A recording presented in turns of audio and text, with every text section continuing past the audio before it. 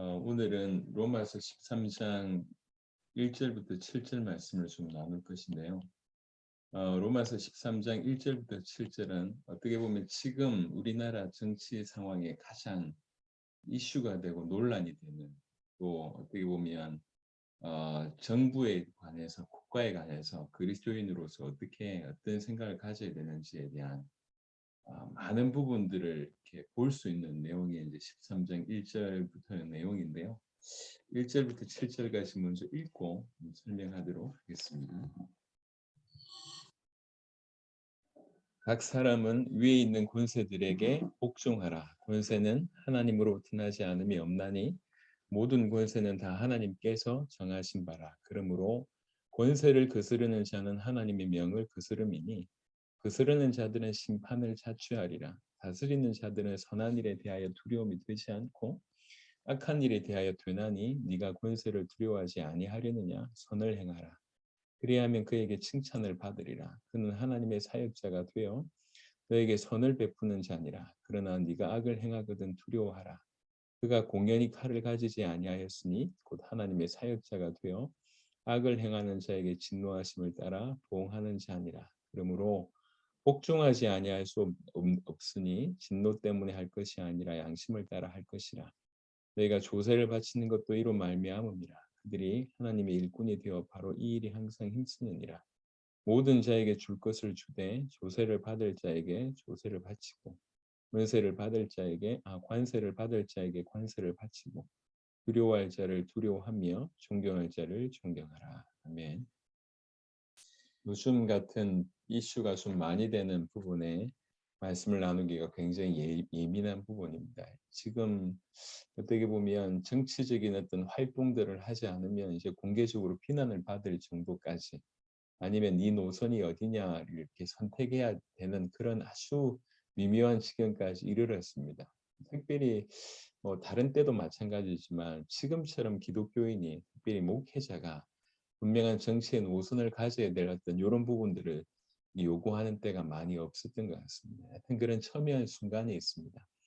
로마서 13장은 조금 더 이런 부분 가운데 우리가 좀 깊이 좀 생각을 해봐야 되는데요. 각 사람은 위에 있는 권세들에게 복종하라. 사실 이 말씀은 굉장히 충격적인 말씀입니다. 왜 그러냐면 우리가 알기로는 이때 배경이 로마 치하에 있는 배경이에요. 우리말로 얘기하자면 우리가 일제시대에 있을 때에 그 목사님 중에 한 분이 그 일본의 권력을 향해서 하는 얘기입니다. 저 권세들 하나님이 세웠다. 그러니까 복종해야 되지 않냐, 이렇게 얘기하는 겁니다. 자, 여러분 어떻습니까? 그런 배경이면 쟤네들 하나님이 세웠고 그래서 우리가 지금 복종해야 된다라고 주장할 때 이건 그냥 할 수 있는 얘기가 아니에요. 여당 야당의 문제가 아니고 지금 뭐 로마의 치하에서 이런 얘기를 하는 겁니다. 어떻게 보면 저 이렇게 우리 같은 경우에는 친일파다 이렇게 얼마든지 소리 들을 수 있는 그 정권에 달라붙어 가지고 뭐 이렇게 한 자리 하려고 하는 요런 배경으로 얼마든지 몰아낼 수 있는데, 사실은 그것보다 굉장히 깊은 어떤 의미를 좀 담고 있습니다. 각 사람은 위에 있는 권세들에게 복종하라. 이게 도대체 무슨 말이겠습니까? 자, 우리는 이제 시간이 많이 없으니까 많이 이제 논의를 할 수가 없는데요. 몇 가지만 좀 훑어보겠습니다. 각 사람은 위에 있는 권세들에게 복종하라. 어떤 분들은 위에 있는 권세들을 어떤 영적인 권세라고 얘기하는데 그렇지는 않은 것 같습니다. 또 어떤 분들은 말 그대로 이제 우리 위에 세움을 받은 어떤 존엄과 권위를 가진, 높이 있어서 우리를 다스리는 사람, 즉 이제 국가의 정치적 권세, 인간 통치자들을 가리키는 것으로 보는데 사실 이 부분이 합당하고요. 또 어떤 분들은 두 가지 합작해서 영적인 권세와 이 세상적인 권세를 같이 한다라고 얘기하고 있는데, 이 본문을 본다고 하면 그냥 세상적인 권세 이렇게 보는 것이 이제 유익하고요. 더 좀 직접적으로 얘기하자면 그 시대 로마의 권력이라고 보는 것이 맞는 것 같습니다. 이 위에 있는 권세들에게, 각 사람은 위에 있는 권세들에게 복종하라. 이전 성경 이전에는 번역이 어떻게 되어 있냐면 굴복하라 이렇게 되어 있어요. 굴복하라. 그냥 단순한 순종을 넘어서 아주 강력하게 굴복하라고 얘기하는 겁니다. 이게 원래 복종하라, 굴복하라라고 하는 이 원어의 어떤 의미는 어떤 거냐면 군사적인 용어인데, 총사령관의 지휘를 받으려고 그 명령에 굴복하려고 대열을 쫙 이루고 있는 그런 군사들의 모습. 이게 이제 그 모습입니다. 굴복하라, 복종하라. 굉장히 그러니까 타협이 없는 아주 강하게 지금 메시지를 하고 있는 거죠. 그러면서 권세는 하나님으로부터 나지 않음이 없나니 모든 권세는 다 하나님께서 정하신 바다라고 얘기하고 있습니다. 아까 말씀드렸지만 그냥 일반적인 어떤 그런 국가를 넘어서서 지금 그 로마의 치하에 있는 배경 가운데 지금 이 말을 하고 있다는 거예요. 자, 여기 조금 분석을 해보면 권세는 하나님으로부터 나지 않음이 없나니 그리고 모든 권세는 이렇게 되어 있습니다. 앞에 있는 권세는 단수형으로 되어 있고요. 밑에 있는 권세는 복수형으로 되어 있습니다. 앞에 있는 권세는 대표형의 의미를 띠고 있고요. 뒤에 있는 권세는 어떻게 보면 그 개개의 구체적인 어떤 그런 권력을 표현한다라고 볼 수가 있습니다. 이 모든 것들이 하나님의 경륜에 의해서 세워진 것이라고 볼 수가 있는데요. 자, 여기서 우리가 조금 주목하게 생각해 봐야 될 것이 모든 권세는 하나님으로부터 나지 않음이 없나니 모든 권세는 다 하나님께서 정하신 바다라고 되어 있습니다. 자, 만약에 이 부분들을 우리가 좀 깊이 있게 이해하지 못하면 뭐까지 되냐면 그냥 요 구절만 가지고 지금 오늘날 예를 들면 북한을 생각을 한다든지 아니면 아프가니스탄을 생각한다든지 본격적으로 지금 복음을 핍박하고 있는 나라의 어떤 전체주의 어떤 그런 국가를 생각할 때 과연 그 부분을 어떻게 우리가 생각을 해야 되는가 이런 거 하나 우리 생각을 해봐야 될 것 같고요. 또 하나는 뭐냐면 분명히 세웠는데 이게 어느 순간에 어떤 그 세우신 어떤 부분들을 하나님의 영역을 넘어서서 그 권세를 자기의 권세나 어떤 자기 한계를 자기 영역을 위해서 하나님의 영역을 침범할 때 이건 어떻게 되냐 이런 많은 논란이 있습니다. 그 몇 가지를 한번 좀 살펴보겠는데요. 우선 하나님과 이제 결국 권세 가지고 이제 사람이 충돌될 경우에는 이런 얘기를 합니다. 사도행전 4장 몇 가지를 좀 살펴보고 그리고 좀 정리를 할 필요가 있을 것 같아서요. 사도행전 4장 우리가 잘 아는 말씀입니다. 19절 보겠습니다. 사도행전 4장 19절 베드로와 요한이 대답하여 이르되 하나님 앞에서 너희 말을 듣는 것이 하나님의 말씀을 듣는 것보다 옳은가 판단하라. 우리는 보고 들은 것을 말하지 아니할 수 없다 하니 이게 사실은 이제 이스라엘의 어떤 권세들이 예수 이름으로 말하지 말라고 얘기했을 때 복음에 정반대되는 그런 내용이 왔을 때 사도들이 취한 행동이 이런 행동입니다. 또 하나는요. 사도행전 5장을 보겠습니다. 사도행전 5장 29절입니다. 사도행전 5장 29절에 베드로와 사도들이 대답하여 이르되 사람보다 하나님께 순종하는 것이 마땅하니라. 그러니까 이제 결국 이제 하나님께 반하는 이런 일들이 왔을 때 양쪽 선택해야 되는 상황이 벌어진다 하면 당연히 고민할 거 없이 당연히 우리가 하나님께 대한 순종을 선택해야 될 수밖에 선택하는 것이 올바르다는 거죠.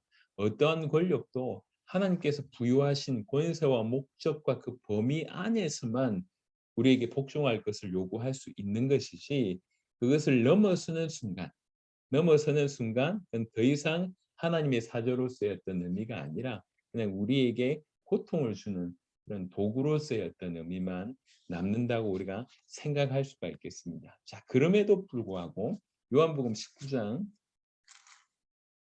11절 말씀 보겠습니다. 요한복음 19장 11절 예수께서 대답하시되 위에서 주지 아니하셨더라면 나를 해할 권한이 없으리니 그러므로 나를 너에게 넘겨준 자의 죄는 더 크다 하시니라. 누구한테 하는 얘기입니까? 빌라도에게 하는 말씀입니다. 예수님께서. 그 빌라도에게 하는 말씀이 뭐라고 얘기하냐면 위에서 주지 아니하셨더라면 위에서 주셨기 때문에 너희가 지금 권세를 가지고 있는 것이다. 지금 이렇게 얘기하고 있습니다. 이해하시겠죠? 무슨 말씀인지. 그래서 조금 더 좀 폭넓게 얘기를 좀 해보자면 우리는 지금 13장 1절에 각 사람은 위에 있는 권세들에게 복종하라라고 얘기할 때 사실 이 말이 담고 있는 내용들이 굉장히 많습니다. 우선은 아까 말씀드렸듯이 로마의 치하에 있는 거예요. 그런데 어떤 면에서는 도무지 이스라엘 백성들로서는 감당하기 힘든 말인데도 불구하고 이게 맞다는 거죠. 자, 몇 가지 이유가 있는데 하나는 지금 우리는 로마서 13장을 보고 있습니다. 이 13장이 어떤 내용이냐면 로마서 12장부터 진행되는 예수 믿는 사람들이 어떻게 살아야 되는지 실천의 부분 속에 포함되어 있다고 하는 거죠. 자, 13장 1절 바로 전에 보세요. 1절 바로 전에 12장 21절 악에게 지지 말고 선으로 악을 이기라 이렇게 딱 때리고 있습니다. 로마서 12장 1절부터 2절에 보니까 너희 몸을 하나님이 기뻐하시고 거룩한 산 제물로 드리라 산 제사로 드리라 그래 놓고 이제 이게 쭉 풀어내면서 교회 안에서 은사의 문제는 어떻게 해야 됩니까? 그게 12장 전반이었고요. 그다음에 지난 시간에 정말 그러면 그리스도 예수 안에서 어떤 삶을 살아야 됩니까? 라고 얘기할 때 도무지 우리 육신으로서는 본성으로서는 살아낼 수 없는 구원받지 않으면 새 생명이 없으면 절대로 살아낼 수 없는 삶을 쭉 하다가 맨 마지막에 원수 갚는 것이 내게 있다라고 얘기하시면서 원수 갚지 마 이래 놓고 악에게 지지 말고 선으로 악을 이기라. 지금 이 구분이 우리가 이해하기 쉽게 후대에서 자른 거예요. 자른 거. 원래는 바울이 그냥 연결해서 썼다는 거죠. 악에게 지지 말고 선으로 악을 이기라라고 얘기하면서 그다음 자연스럽게 각 사람은 위에 있는 권세들에게 이렇게 되어 있습니다. 그러니까 떨어진 부분이 아니라 연결되는 부분입니다. 자, 지금 로마 사람들은 이스라엘 사람들은 로마 사람들을 뭐라고 생각합니까? 원수죠. 원수죠. 원수를 사랑하라는 겁니다. 십자가로 말미암아 그 선으로 악을 이기라고 얘기하는 겁니다. 그 중에 하나도 뭐냐? 그 중에 하나가 권세 또한 그렇게 보라는 거죠. 우리가 우리 마음으로 볼 때는 감정적으로 볼 때 너무 싫어. 우리를 지금 탄압하고 쟤네들이 침범해서 우리를 붙들고 있는 게 너무너무 인정하기 싫고 너무너무 억울하고 분한 일인데 그 모든 그 배경 위에 하나님의 손이 있다고 하는 것을 인정하고 그 권세 인정하라고 지금 얘기하고 있고요. 또 하나는 하나님이 허락하셨다 인정하라고 얘기할 뿐만 아니라 또 하나 우리의 삶은 십자가로 살아라는 거죠. 십자가의 정신. 선으로 악을 이기라고 얘기하는 것입니다. 그게 지금 배경에 깔려 있으면서 하는 얘기입니다. 요즘에는 점점 더 자기 주장이 강한 세대를 살아가고 있습니다. 기독교인들조차도 어떤 파워를 형성해서 소리를 내려고 하는 경우들이 많이 있습니다.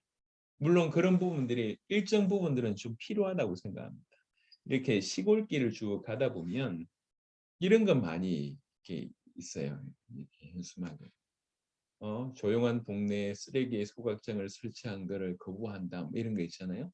또 뭐 반대, 뭐 설치 반대, 뭐 이렇게 동물 소각장을 이 조용한 땅에 세우다니 반대한다. 또 저기 보면 뭐 이렇게 뭐 요양을 세우는 거 반대한다. 전부 어떤 생각이 드냐면 이해합니다만 정말 집단적인 이기주의에 다 빠져 있어가지고 자기 소리 내고 소리 많이 내서 뭔가를 쟁취하는 것을 그게 아주 어떻게 보면 다양한 당연한 어떤 그런 권리로 이해하는 그런 부분들이 지금 일반적이지 않습니까?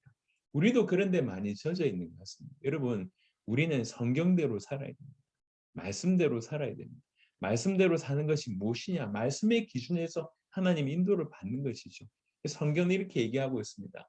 각 사람은 위에 있는 권세들에게 복종하라. 지금 복종하기 싫고 어떻게 보면 열심당을 응원할 수밖에 없는 우리나라를 이렇게 정복한 저 뭐 이렇게 황제를 빨리 죽이고 이럴 수밖에 없는 그런 상황인데 하나님의 사람이라고 하는 사람이 나타나서 하는 말씀이 각 사람은 위에 있는 권세들에게 복종하라고 하는 겁니다. 그냥 크게 이 모든 우리가 생각할 때 마음에 안 들지 모르겠지만 그 권세들을 결국 결정권이 누구이냐? 그 모든 권세들 이면에 하나님이 계시다고 하는 것을 인정하라는 것이죠. 또 두 번째는 선으로 악을 이기라고 하는 것입니다. 이 십자가의 어떤 도무지 우리가 감당할 수 없는 우리 모든 문제를 해결하신 그 십자가의 정신으로 그 십자가로 이길 것에 대해서 배경에 쫙 깔고 정말 너희 몸을 산제물로 드리는 삶을 이렇게 살아야 된다고 얘기해 놓고 지금 이 권세 문제 특별히 그리스도와 국가의 문제를 풀어내고 있습니다. 그래서 이거는 그냥 표면적으로 볼 때는 그러면 저 뭐 독재 저 뭐 김일성 밑에 있고 저 김정은 밑에 있는 거 이거 어떻게 해야 됩니까? 아니, 당연히 복음 반대한다고 할 때는 우리가 거부의 소리를 외쳐야 되겠죠. 물론 그렇게 해야 되겠지만 그럼에도 불구하고 우리의 기본적인 정신은 저분 위에도 하나님이 결정권을 가지고 계시다고 하는 걸 우리가 인정해야 된다. 저 우리 위의 권세가 끝이 아니고 이 권세 위에 하나님이 권세를 가지고 계시다고 하는 걸 우리가 믿지 않는다고 하면 어떻게 감당하겠냐 말이에요. 당연히 우리가 그것을 믿어야 될 뿐만 아니라 또 하나는 악에게 지지 말고 선으로 악을 이기라고 얘기합니다. 그 모든 세상적인 것보다 그 다 넘어설 수 있는 것이 바로 십자가의 비밀임을 우리 사도 바울을 통해서 우리에게 얘기하고 있습니다. 또 하나는 약간 조금 그냥 역사적인 면인데요. 이렇게 사도 바울의 입을 통해서 이렇게 얘기할 수밖에 없었던 몇 가지 이유를 조금 그냥 아주 일반적인 부분으로 이제 이렇게 정리를 좀 풀어내기를 뭐라고 얘기하고 있냐면 사도 바울이 이렇게 얘기했던 것이 실제 로마가 이스라엘을 이렇게 정복한 것은 참으로 유감스러운 일이지만 로마 권력이 굉장히 법치주의였습니다. 그러다 보니까 그 법치주의였던 로마 권력이 선교하는데 굉장히 도움이 됐다고 하는 것이 배경이 좀 하나 깔려 있고요. 또 하나는 로마가 이제 통치하는 중에 가장 껄끄러운 민족 중에 하나가 누구냐면 유대 민족이에요. 얘네들 말을 안 해요. 예를 들면 저 이렇게 그 성전 이렇게 이런 부분에 반한다든지 그다음에 이제 안식일 지키는 것에 반한다든지 이러면 목숨 들고 막 덤벼들고 일어나니까 유대인들이 로마 사람들이 통치하는 것 가운데 가장 껄끄러운 나라가 이스라엘인데 유대인들인데 이 기독교를 유대교의 한 분파로 이미 인식하고 있었다는 거죠. 그러니까 아주 예의주시하고 있는 그런 배경입니다. 이런데 쓸데없는 어떤 그 오해 이런 것들을 줄 필요가 없다. 그래서 그런 오해와 경계를 불식하기 위해서 이런 가르침을 썼을 것이다. 이런 얘기도 합니다. 또 하나는요. 약간 다른 얘기인데 그 시대 열광주의자들이 좀 있었다고 합니다. 무슨 말이냐면 우리는 하늘의 시민권을 가졌다. 그리스도만이 우리의 왕이다. 여기까지는 좋아요. 여기에 너무 열광해서 지상의 권력 자체를 인정하지 않는 거죠. 오히려 그 지상의 권력 자체를 멸시하고 무시하는 태도를 가진 자들이 적지 않게 있었다고 합니다. 교회 안에서. 그 열광주의자들을 향해서 아주 단호하게 지금 메시지를 하고 있습니다. 만약에 예수 믿는 사람들이 열광주의자들처럼 되었다고 하면 모든 국가들에게 있어서 공통의 적이 되는 것입니다. 국가들을 돕고 세상을 돕는 것이 아니라 공통의 적이 될 수밖에 없는 그런 상황인 것이죠. 그래서 그 열광주의자들에 대해서 엄격한 태도, 또 열광주의자들에 대한 어떤 공격을 지금 하고 있는 구절이다. 이렇게도 보입니다. 또 한편으로는 좀 더 거시적으로 구원사적인 하나님의 구원사적인 섭리로 보는 겁니다. 예컨대 바로처럼 바로왕을 하나님이 세우셨다. 그리고 그 마음을 강팍게 하셨다. 왜 그렇게 하셨냐? 결국 하나님의 놀라운 구원 사역을 이루기 위한 어떤 하나의 과정 아니냐. 그래서 이 말은 권력 그 자체에 정당성이 있다는 얘기를 하는 게 아닙니다. 어떤 권력이든지 정당성이 있다는 얘기를 하는 게 아니라 그것보다는 모든 권력 위에서 결정권을 가지고 계신 분이 계시다는 거죠. 섭리하고 계신 분이 계시다는 거죠. 그걸 인정하라고 지금 얘기를 하는 거죠. 그런 차원입니다. 그래서 페이런하고 우리는 각 사람은 위에 있는 권세들에게 복종하라고 얘기할 때 우리가 받아들여야 될 부분들은 크게 두 가지라고 볼 수 있는데 그 권세들 위에 있는 모든 결정권을 가지고 계신 그 하나님을 인정할 것을 그 하나님이 세우셨다는 거죠. 인정하라는 얘기입니다. 또 하나는 도무지 감당하기 힘들지 않습니까? 여러분 로마가 이스라엘을 점령할 때 피 흘리지 않고 점령했을까요? 그럴 리가요. 예. 엄청난 피를 쏟았을 것입니다. 괴중에는 자기 아들을 죽였을 것이고 로마인들이 아니면 자기 가족들의 어떤 모든 평생 모아놨던 재산을 갈취했거나 수많은 일들이 벌어졌을 거 아닙니까? 대다수의 이스라엘 백성들은 로마 사람들한테 굉장히 분노를 가지고 있습니다. 그런데 뭐라고 얘기하고 있냐면 그 권세들에게 복종하라. 그리고 이 모든 권세 하나님께서 정하셨다. 이렇게 얘기할 때는 보통 얘기가 아닙니다. 예. 그러니까 그 모든 것을 받아들이는 것은 우리 인간의 본성으로는 불가능하죠. 지난 시간에 우리가 훑어봤던 것처럼 우리 본성으로는 칼을 들고 총을 들어야 됩니다. 예. 네가 내 가족을 죽여? 네가 내 것을 빼앗아? 우리나라를 이렇게 만들었어? 이 감당을 못 하는데 하나님께서 뭐라고 얘기하고 있냐면 십자가로 그가 우리가 하나님한테 그런 존재였지 않습니까? 그 하나님께서 우리를 건져내시기 위해서 당신의 독생자를 보내셔서 죽음에 아낌없이 내어주신 바로 그 사랑으로 이 땅을 살 것을 요구하고 있는데 이 땅을 살 때 모호하지 않게 너희가 은사 문제는 어떻게 처리해야 되냐, 너희가 관계 가운데서는 삶 가운데서는 어떻게 살아야 되냐, 또 심지어는 지금 현재 가장 어떻게 보면 가장 힘든 정치와 권력 앞에서는 어떻게 살아야 될지를 십자가 지는 삶으로 어떻게 살아야 될지를 우리한테 제시해주고 있는 놀라운 메시지. 어렵습니다. 하지만 정말 십자가의 그 복음, 그분의 죽음으로, 그분의 생명으로, 그분의 목숨값으로 나를 살리셨고 내가 그 은혜를 받은 자고 그 은혜를 받은 자로 살아가야 된다라고 하는 것들이 이해되지 않는다고 하면 이 말은 전혀 우리하고 상관이 없어요. 근데 정말 그것이 이해되어지고 그 중심으로 살아야 된다고 얘기할 때 우리는 적어도 이 각도로 살아야 돼요. 여당이 어떻고 야당이 어떻고는 두 번째 문제입니다. 예. 우리는 지금 다 서로 미워하고 있지 않습니까? 뭔가 모르게 이 편 아니면 저 편이라고. 근데 하나님이 큰 어떤 구원사적인 하나님이 이루신 큰 역사보다는 나는 이 편이고 나는 저 편이고 지금 이러고 있지 않습니까? 이재명이 어떻고 윤석열이 어떻고 이러고 지금 앉아 있지 않습니까? 예. 여당 야당이 지금 중요한 게 아닌데 야당을 넘어서서 우린 그리스도당이 돼야 되는데 그리스도당보다는 정말 기독당 이런 거 아니고요. 정말 우리가 복음을 가진 자로서 이렇게 딱 서야 되는데 이게 뭔가 중요한 걸 우리가 막 진짜 중요한 걸 놓치다 보니까 세상의 흐름 속에 논리 속에 그냥 휩쓸려 들어가는 것을 우리가 많이 보게 돼요. 자, 그래서 세상의 모든 권세를 그 모든 결정권을 가지고 계시는 하나님을 인정할 것을 먼저 얘기하고 있고요. 또 하나는 그리스도의 사랑으로, 선으로 악을 이기는, 악에게 지지 말고 선으로 악을 이기는 그런 입장으로 우리는 이제 권세 앞에, 권력 앞에, 정부 앞에 서야 될 것이다. 이렇게 생각을 합니다. 각 사람은 위에 있는 권세들에게 복종하라. 권세는 하나님으로부터 나지 않음이 없나니 모든 권세는 다 하나님께서 정하신 바라. 그러므로 권세를 거스르는 자는 하나님의 명을 거스름이니 거스르는 자들은 심판을 자처하리라. 어려운 게 없습니다. 이 각도로 본다고 하면 다스리는 자들은 선한 일에 대하여 두려움이 되지 않고 악한 일에 대하여 되나니라고 얘기하고 있는데 조금 더 이제 더 직접적인 번역은 선한 일보다는 선을 행하는 사람들, 악한 일보다는 악을 행하는 자들 이렇게 번역하는 게 더 좋을 것 같습니다. 다스리는 자들은 선한 일을 행한 자들에 대하여는 두려움이 되지 않고 악한 일을 행하는 자에 대하여는 두려움이 되나니 그 얘기입니다. 그리고 네가 권세를 두려워하지 아니하려느냐 선을 행하라. 이 말은 조금 더 직접적으로 해석을 해보면 권세를 두려워하지 않는 것이 너의 소원이냐 너의 바람이냐 그러면 선을 행하라. 이렇게 되어 있습니다.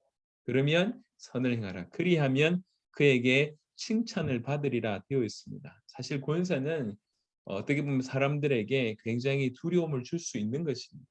막강한 힘으로 사람의 정신과 육체에 타격을 줄 수 있고 또 제한을 줄 수 있기 때문에 그렇습니다. 그래서 하지만 악을 행하지 않는 사람에게는 조금도 두려워할 것이 없다라고 볼 수 있습니다. 물론 정상적인 국가 안에서는 그렇다는 것이죠. 4절에 그는 하나님의 사역자가 되어 너에게 선을 베푸는 자니라. 그러나 네가 악을 행하거든 두려워하라. 그가 공연히 칼을 가지지 아니하였으니 곧 하나님의 사역자가 되어 악을 행하는 자에게 진노하심을 따라 보응하는 자니라 라고 얘기를 하는데요. 여기 초반부에 그는 하나님의 사역자가 되어 너에게 선을 베푸는 자니라 이 부분을 카톨릭에 쓰고 있는 공동 번역에서는 이렇게 번역을 했는데 그게 조금 이해하기 좀 쉬운 번역 같습니다.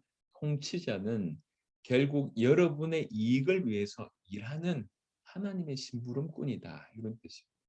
통치자는 결국 여러분의 일을 위해서 이익을 위해서 일하는 하나님의 심부름꾼이다 이렇게 되어 있습니다.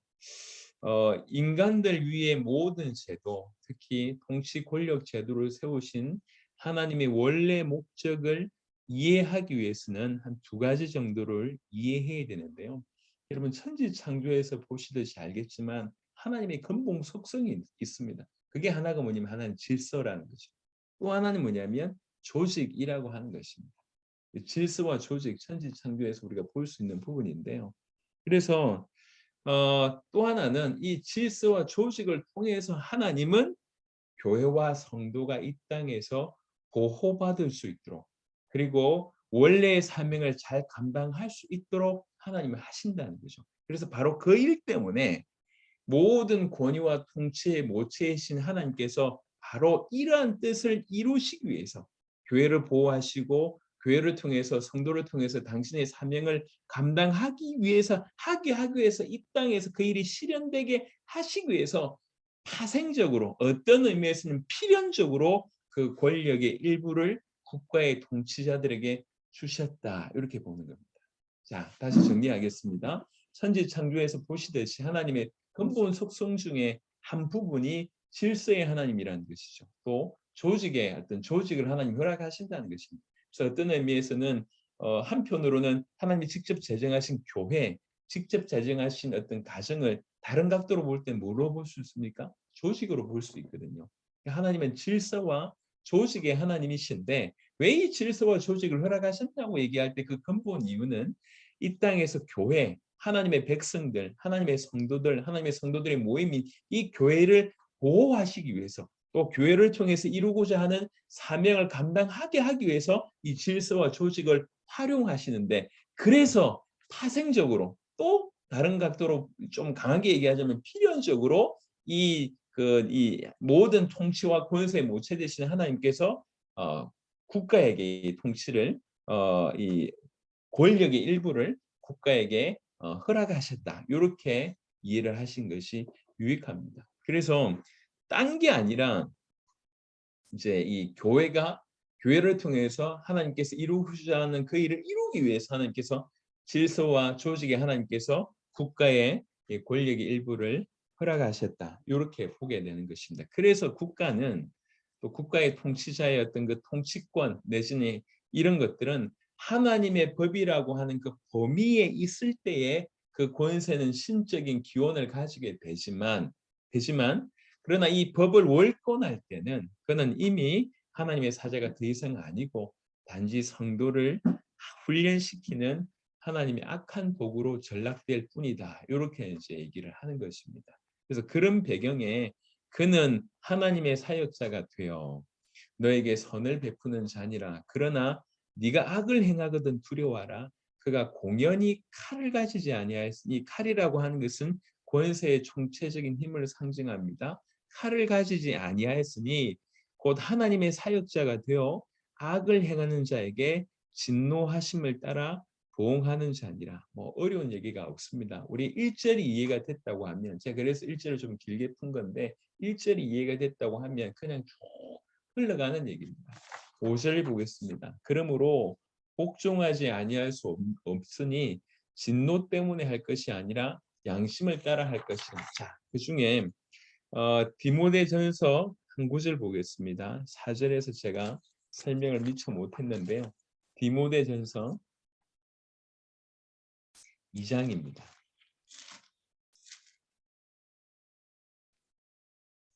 디모데전서 2장 1절 2절 디모데전서 2장 1절 2절 그러므로 내가 첫째로 권하노니 모든 사람을 위하여 간구와 기도와 도고와 감사를 하되 임금들과 높은 주에 있는 모든 사람을 위하여 하라. 왜 그러냐? 이는 우리가 모든 경건과 단정함으로 고요하고 평안한 생활을 하려 함이라. 자, 우리가 모든 경건과 단정함으로 고요하고 평안한 생활을 하려 함이라. 요거 하기 위해서 임금들과 높은 주에 있는 모든 사람들 위하여 기도하라. 이렇게 지금 얘기하는 것입니다.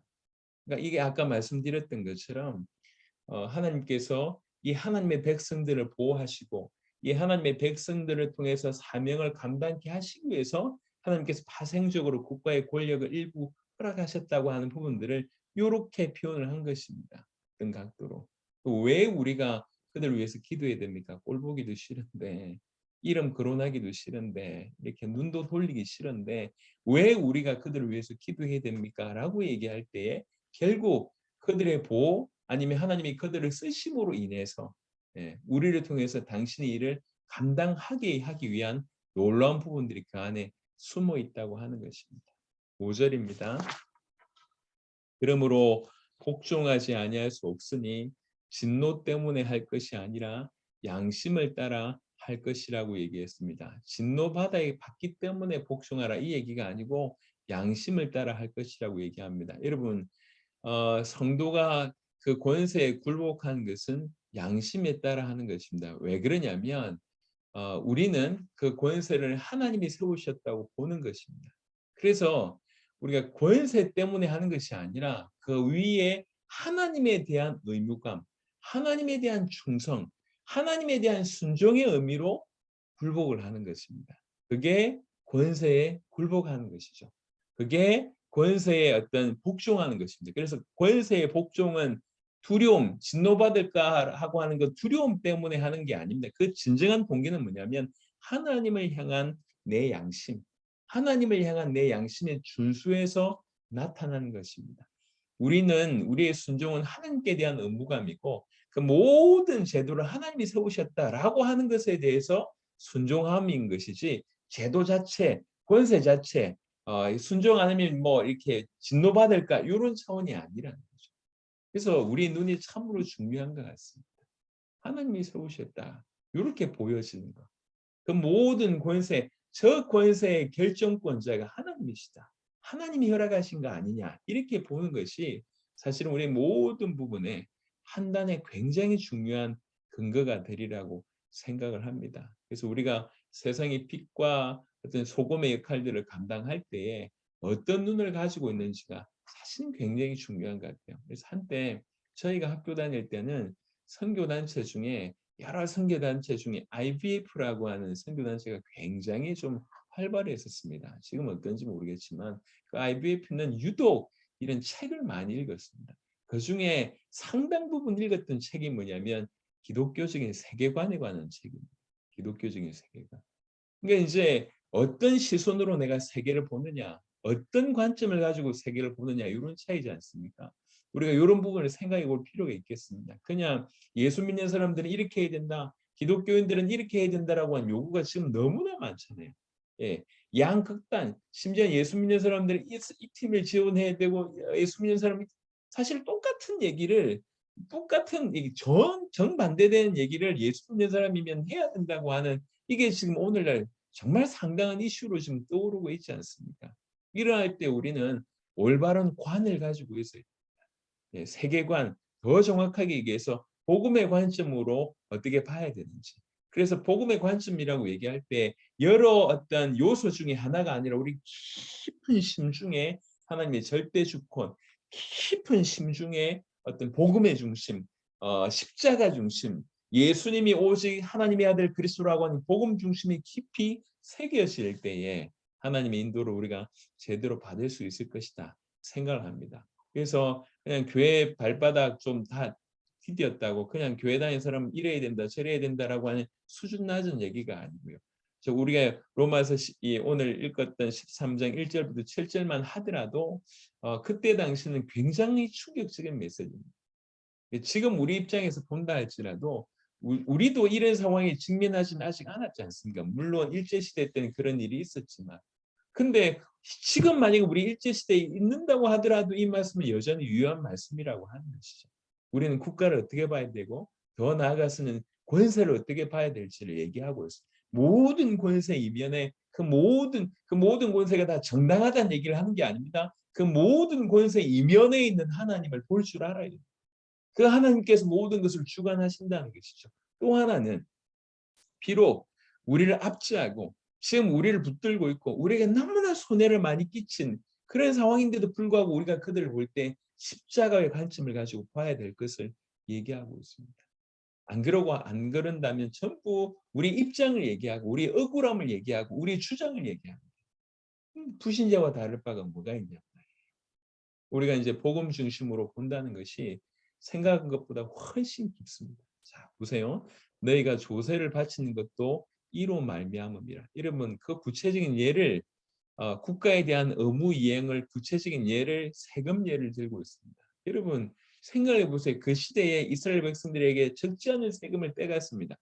떼가서 로마가 국가를 운영하고 그 국가 운영한 결과가 뭐냐? 자기 압제라는 거예요. 내 돈 뺏어가서 나를 압제하는 일이 벌어집니다. 자, 이런 상황이에요.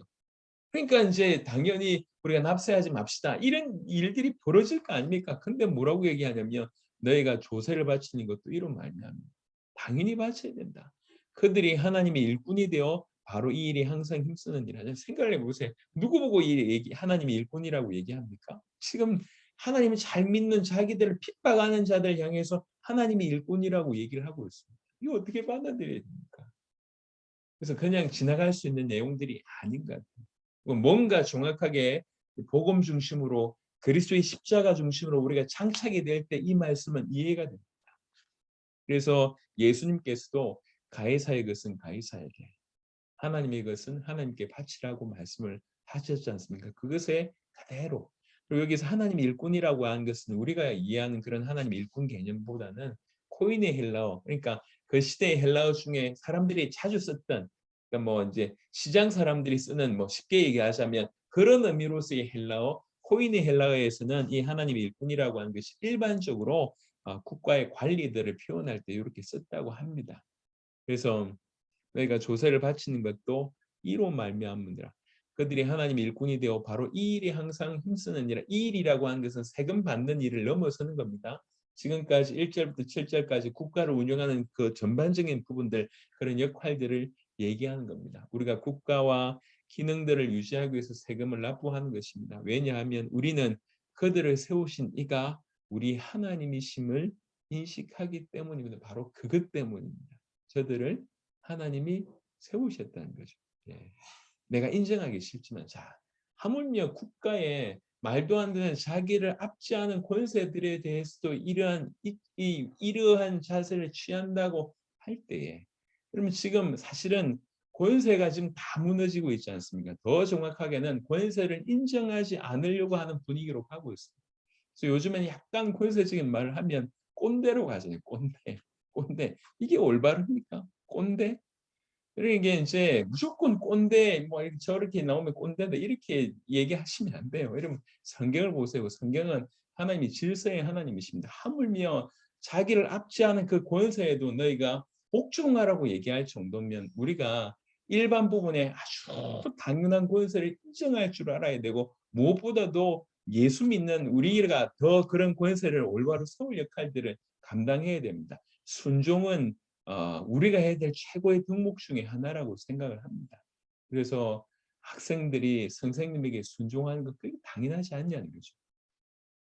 주의 종에 대해서 이렇게 높이려고 하는 하등에 제가 이유가 없습니다. 하지만 교회에서 분명히 질서가 사라진다고 하면 교회 밖에 있는 사회와 뭐가 다를 바가 있냐는 거죠.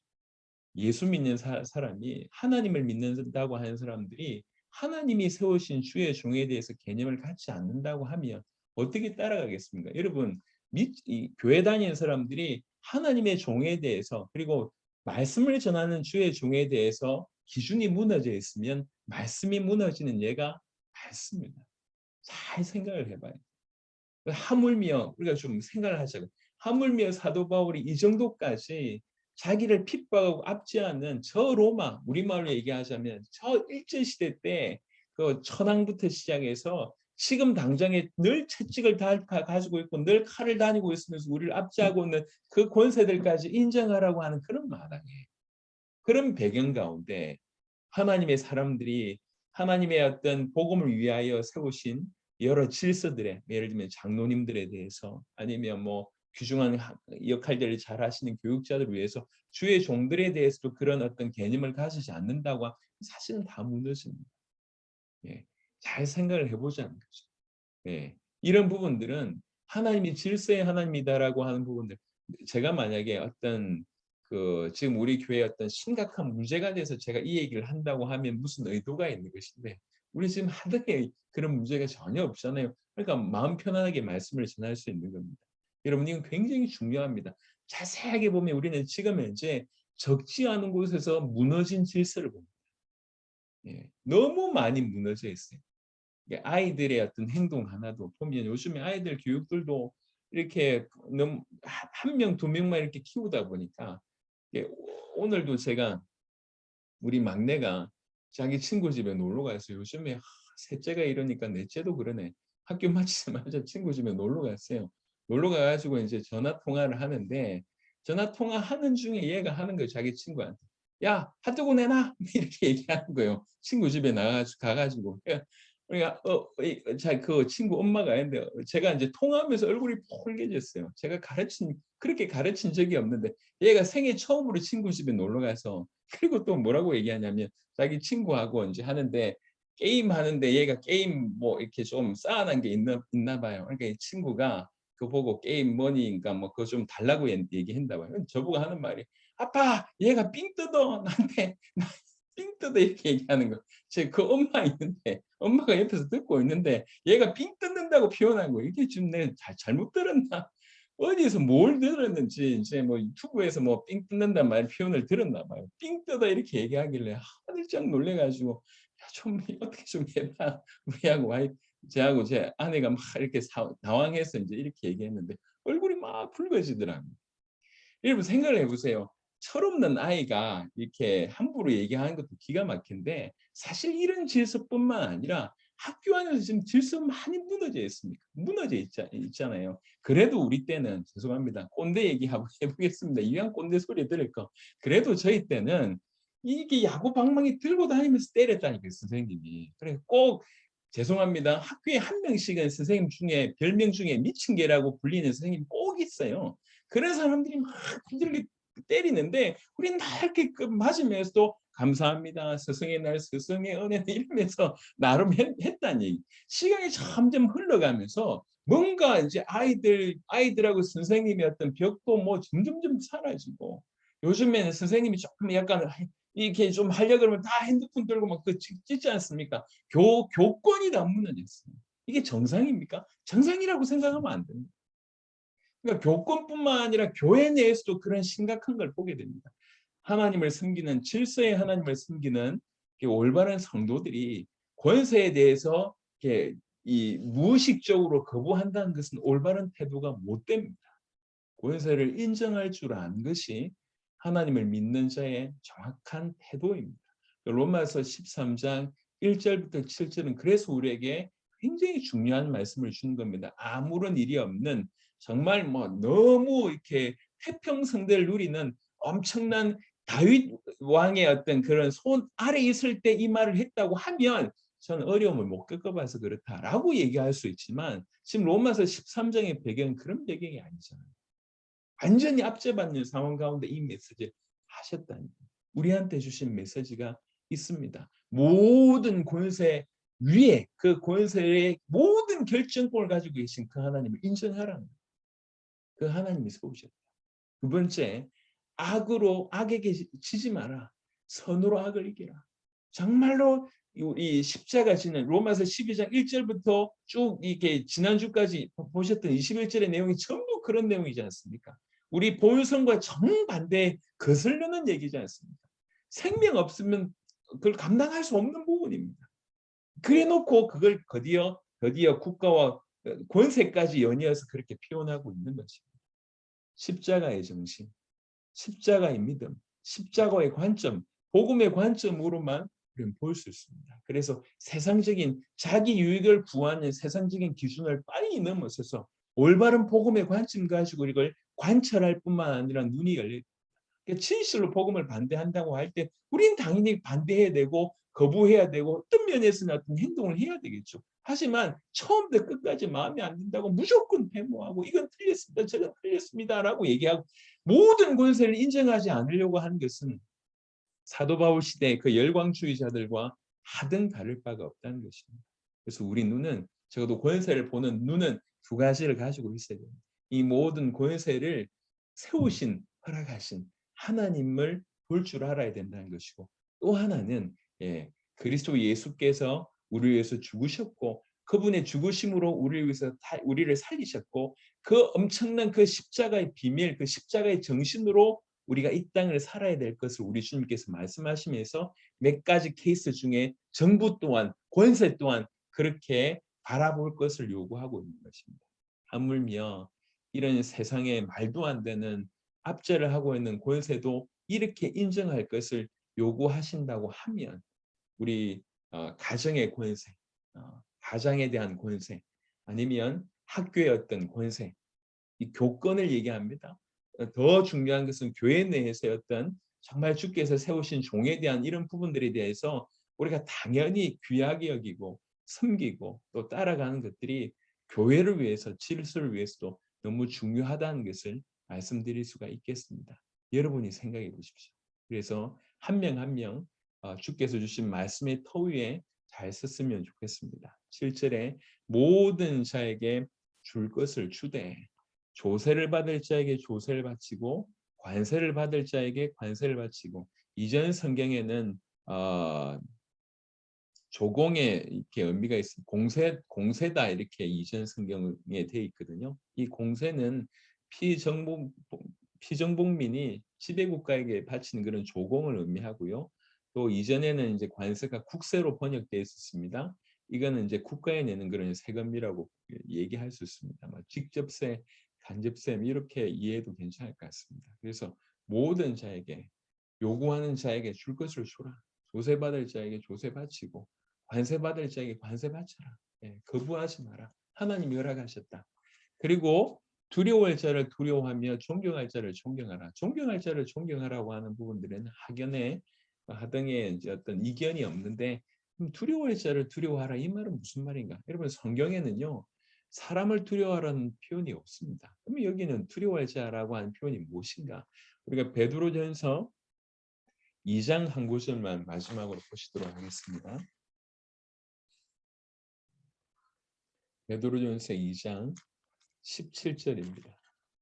베드로전서 2장 17절 똑같은 구조라고 보여지는데, 무사람을 공경하며 형제를 사랑하며 하나님을 두려워하며 왕을 존대하라. 요 지금 우리가 보고 있는 로마서 13장 7절과 아주 유사한 그런 본문인데, 여기는 분명히 하나님을 두려워하며 왕을 존대하라 이렇게 되어 있습니다.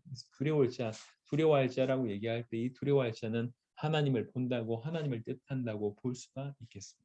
자, 말씀을 좀 정리해서 다시 로마서 13장에 돌아오겠습니다. 로마서 12장부터 보시면 1절에 그러므로 형제들아 내가 하나님의 모든 자비하심으로 너희를 권하노니 너희 몸을 하나님이 기뻐하시는 거룩한 산 제물로 드리라. 이는 너희가 드릴 영적 예배니라. 너희는 이 세대를 본받지 말고 오직 마음을 새롭게 함으로 변화를 받아 하나님의 선하시고 기뻐하시고 온전하신 뜻이 무엇인지 분별하도록 하라. 이 세대를 본받지 마라. 이 로마서 12장 1절부터 2절이 12장부터 16장까지 나오는 모든 것을 요약하는 구절, 모든 것을 대변하는 구절이라고 볼 수 있고, 모든 것의 원리라고 볼 수 있습니다. 요거 중심으로 그 다음에 아주 디테일하게 풀어내고 있습니다. 3절부터 8절까지는 그래서 은사 문제, 교회 내에서 은사 문제 어떻게 하면 되겠습니까를 풀어냈고요. 그러고 나서 이제 9절부터는 쭉 실제로 그리스도의 어떤 삶 가운데서, 그리스도인의 생활 가운데서 어떻게 할 거냐, 요런 걸 쭉 풀어냈습니다. 그래서 이제 사랑에는 거짓이 없나니 쭉 얘기하고 있지 않습니까? 박해하는 자를 축복하라고 얘기하고 있고, 이게 우리 본성이 아니지 않습니까? 모든 본성과 반한 겁니다. 그러면서 21절에 악에게 지지 말고 선으로 악을 이기라 해놓고 바로 연이어서 각 사람 이렇게 되는 겁니다. 각 사람.